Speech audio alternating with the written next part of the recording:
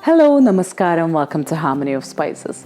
Are you someone that often think of making roti or chapati or including that in your daily diet, but either you don't know how to do it, or you're very busy, or your health doesn't allow you to knead that roti dough? Here's a very simple way of kneading the roti dough using a standing mixer.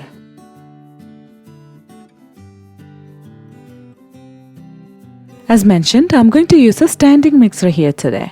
If you don't have a standing mixer, go ahead and knead the dough with your hand and follow the exact same recipe. This is the blade I'm going to use. Then I have 1 tablespoon olive oil. You can use oil or butter of your choice. Then I have half teaspoon salt, 1 cup of water. And this is the measuring cup I'm going to use for all my further measurements. Adding the oil first. Then the salt. Now I'm adding 2 cups of whole wheat flour. The quantity of the water required to knead the dough is half the quantity of the flour, but sometimes it slightly needs to be adjusted based on the type or the quality or the grade of the flour that you're using. Last time when I used a multi-grain whole wheat flour, it was right half the quantity of the flour. But this time I'm using a plain flour, so I'm going to take a little less than 1 cup of water, adding the water to the flour. Now let's start kneading the dough. In between, let's check for the consistency of the dough to make sure everything is perfect. It should not be sticking to your hand or to the bowl. It should not be hard. If it's hard, which means you need to add a little more water.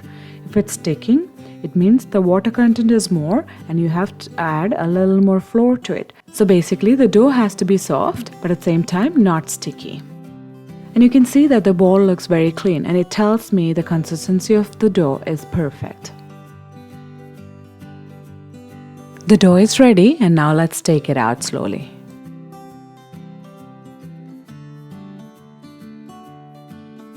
And I'm going to work with my hand to put it together and make it smooth.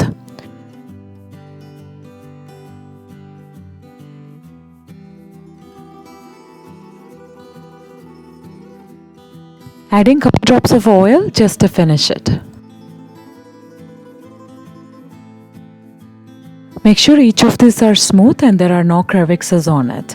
It's very important to have a very smooth round balls for a perfect roti. From 2 cups of flour, I got almost like 10 balls. I'm going to add a couple more drops of oil and I'm going to put it away until I make the roti.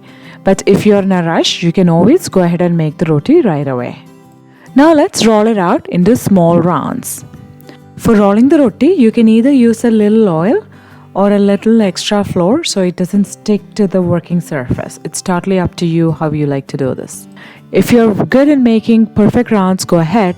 I know mine is not a perfect round. Don't make it too thin. Now let's start cooking it. Put into a heated pan and when one side is done, flip it. When you see it start rising up, gently press it on the edges.